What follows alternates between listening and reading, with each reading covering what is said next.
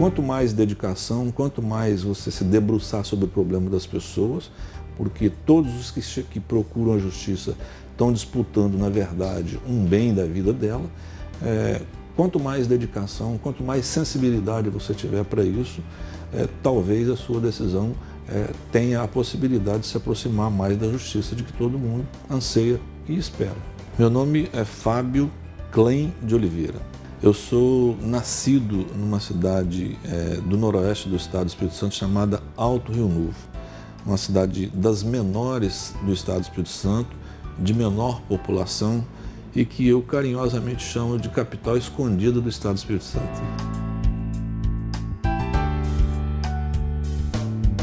Justiça seria você dar à pessoa o que ela realmente merece, o direito que ela tem, e nem sempre num processo você consegue se aproximar dessa concessão desse direito, porque eu estou falando em termos de processo porque eu associo fazer justiça com os julgamentos que eu faço. E você só pode julgar de acordo com aquilo que está dentro do processo. Mesmo que você perceba que você não está fazendo justiça, você tem que julgar de acordo com o processo.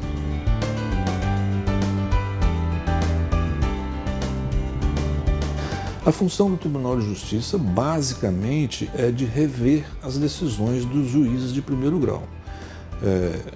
Rever as sentenças, rever as decisões interlocutórias dos juízes de primeiro grau, mas também, por competência originária, há várias ações que ele tem competência para decidir independentemente do primeiro grau. Ou seja, elas já começam aqui no Tribunal de Justiça, mas fundamentalmente é a de revisão das decisões da Justiça do primeiro grau. Na verdade, eu me defino como um operário do meu dever de ofício. Eu faço o meu trabalho procurando dar a cada uma pessoa que está representada no processo o tratamento mais igualitário possível uma em relação às outras. E eu me considero um juiz rigoroso, mas um juiz que trata igualmente as partes que estão envolvidas no processo. Isso também é uma parte bastante delicada da gente falar, porque hoje você tem a consciência de que nenhum juiz julga com total imparcialidade, a imparcialidade que todos nós perseguimos.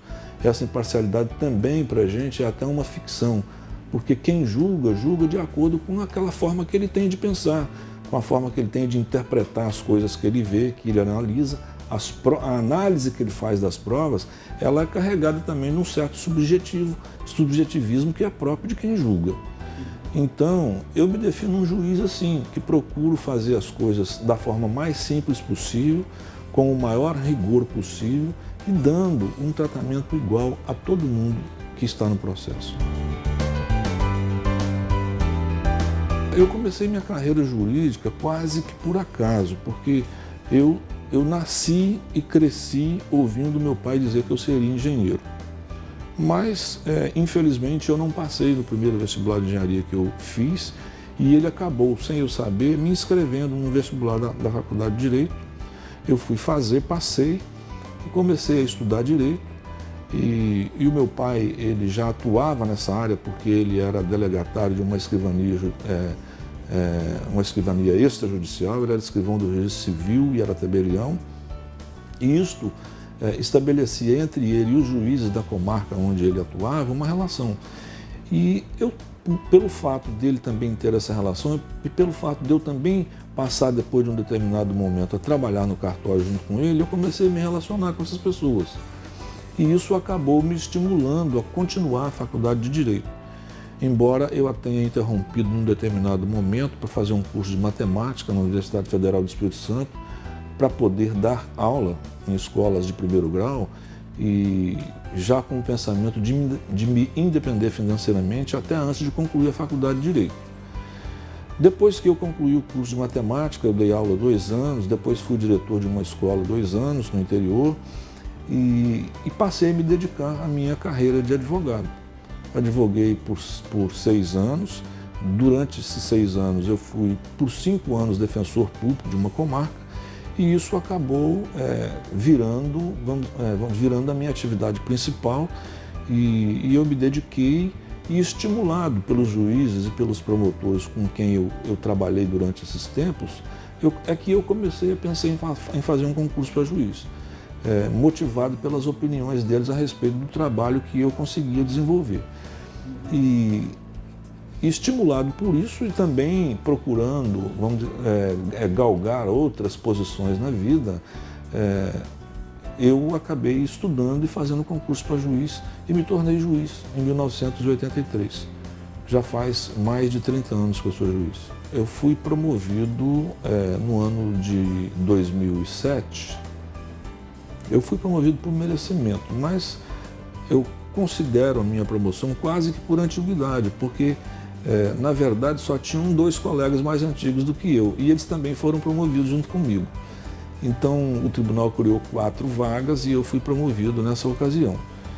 Mas fui o primeiro dos 4 a ser promovido. Isso de certa forma vamos dizer assim, não traduz para mim vaidade, porque isso transcende para mim esse sentimento de orgulho, de vaidade, mas é uma recompensa pela forma com que eu exerci a minha judicatura ao longo de toda a minha vida.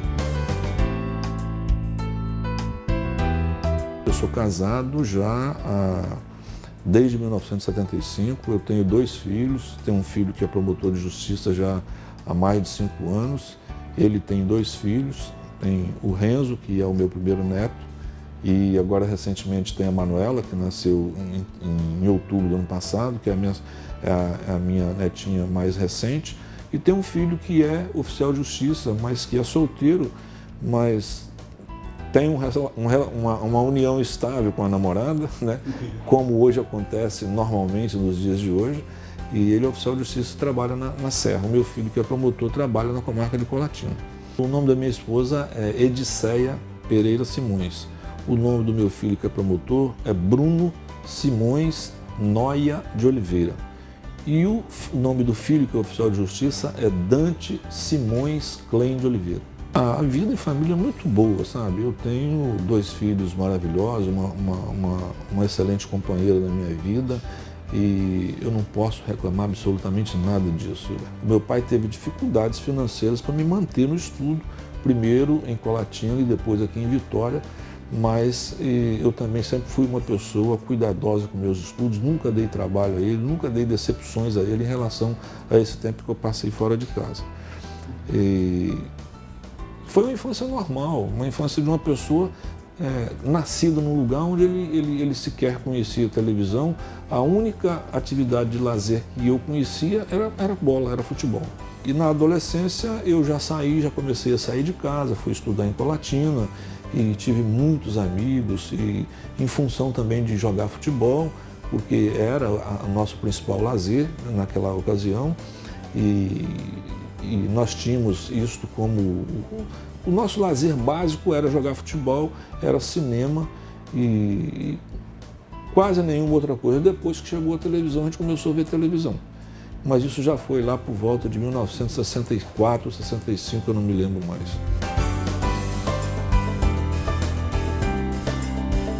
Hoje eu tenho muito poucas horas de folga, mas nas horas de folga hoje eu sou pecuarista.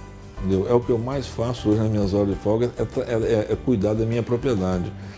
É um dos lugares onde eu mais me divirto, onde eu mais, vamos dizer assim, eu me desconecto aqui da minha realidade do dia a dia, onde eu mais descanso.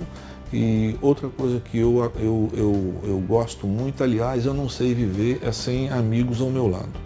Entendeu? Eu gosto muito dessas reuniões com os meus amigos para bater um papo, para vamos dizer, compartilhar socialmente essas coisas que às vezes não tem oportunidade de compartilhar no dia a dia do serviço, em função desse acúmulo de serviço que a gente tem. Então, eu não sei ficar sozinho, sou uma pessoa que me apavora a solidão, entendeu? Eu posso ficar o dia inteiro fazendo uma coisa, mesmo na minha propriedade, onde eu me sinto muito bem, mas à noite eu tenho que estar rodeado dos meus amigos. E quando eu não tenho nada marcado, eu chego e procuro agendar ali, dentro de 30, 40 minutos, nós estamos juntos para conversar. Eu acho que por ter sido uma pessoa nascida num lugar tão pequeno, tão distante da capital, e ter conseguido ser juiz, ter conseguido ser desembargador, ter conseguido formar uma família de pessoas que me entendem, que me rodeiam, que não me deixam, a gente não se desliga um do outro. E eu procuro também, até com os meus irmãos, não me desligar deles. Então, eu acho que eu tenho tanta coisa na vida que outras pessoas gostariam de ter, que eu sou uma pessoa feliz. Eu sou uma pessoa feliz, eu tenho muitos amigos. Se você me perguntasse sobre um inimigo meu hoje, eu não saberia apontar. Eu posso ter divergências com algumas pessoas e elas também não terem simpatia comigo, mas eu nem sei se elas têm ou não. Eu tenho uma facilidade muito grande para me relacionar com as pessoas. Embora eu tenha sido muito tímido em uma determinada fase da minha vida, eu consegui, com o amadurecimento, com o envelhecimento, naturalmente superar essas coisas, essas barreiras. E me relaciono muito bem com as pessoas, e isso é talvez assim, uma das coisas que mais me deixa feliz.